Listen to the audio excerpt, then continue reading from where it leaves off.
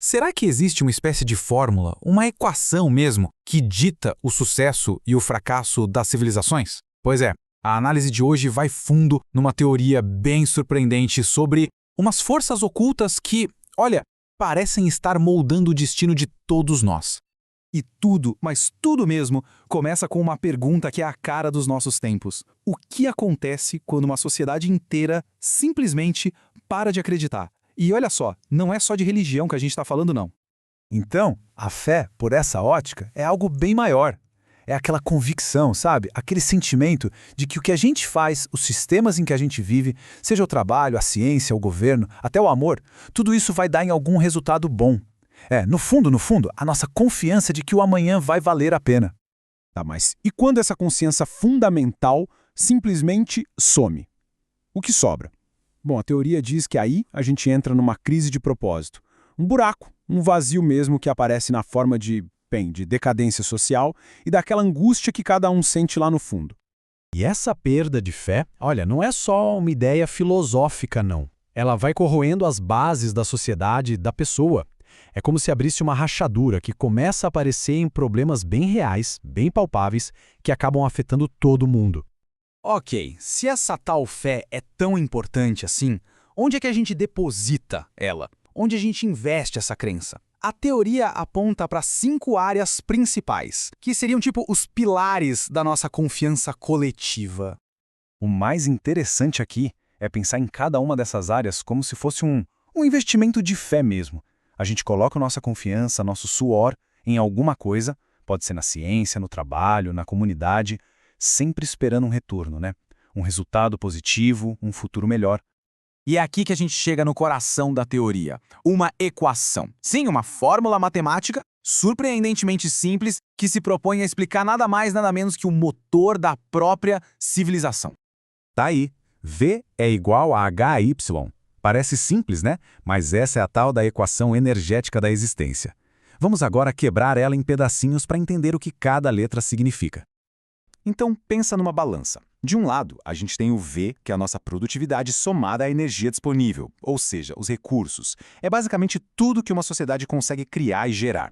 Do outro lado, a gente tem o HY, o número de pessoas e, claro, a competição que rola por esses recursos. Ou seja, o segredo todo está no equilíbrio. Uma civilização que vai para frente é aquela onde a criação de coisas, de energia, o lado V, é maior que o peso da população e do conflito, o lado HY. O problema começa quando o lado direito dessa balança começa a pesar mais, aí a coisa complica. Só que essa balança, ela nunca fica parada. A teoria diz que essa equação cria um ciclo quase que inevitável. Uma espécie de dança entre crescimento e colapso, que fica se repetindo de novo e de novo ao longo da história. Olha só como a roda gira. Primeiro, uma fonte de fé, tipo a ciência, faz a produtividade bombar. Com mais abundância, a população cresce. Só que mais gente consome mais rápido, né? Aí vem a escassez, e com ela, o conflito.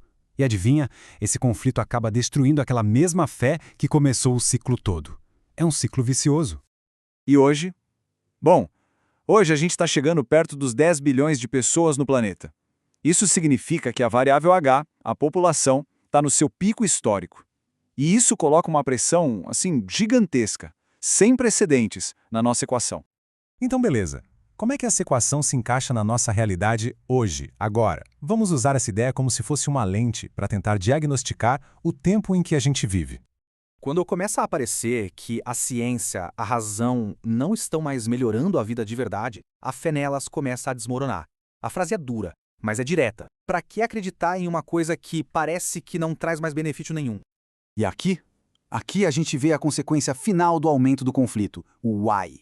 A disputa por recursos fica tão, mas tão pesada que a ideia de ajudar o próximo simplesmente desaparece. A luta não é mais para todo mundo progredir junto. Vira uma briga de soma zero, onde para um ganhar, o outro tem que perder. É pela sobrevivência. Pensa bem. A desconfiança nas instituições, a polarização política, o custo de vida que não para de subir, a teoria argumenta que esses não são problemas separados. São, na verdade, sintomas de uma única causa. A equação da existência está perigosamente fora de equilíbrio. E o que acontece quando a balança pende tanto para o lado do conflito, da superpopulação que parece que não tem mais como voltar. Bom, segundo essa visão, a história tem uma resposta para isso. E é uma resposta bem sombria e que se repete. Essa solução histórica tem um nome: sacrifício. E aqui, a palavra não é nada simbólica, tá? De rituais antigos até as guerras que a gente conhece, o objetivo final é um só, bem brutal: reduzir a força variável H, ou seja, a população. E as ferramentas usadas para fazer esse reequilíbrio forçado são velhas conhecidas nossas.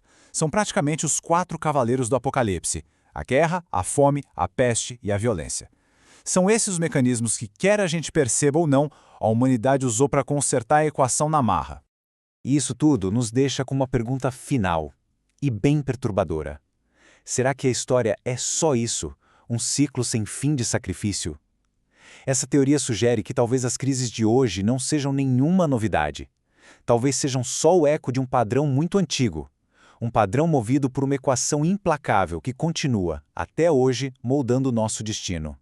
É algo para se pensar, e muito.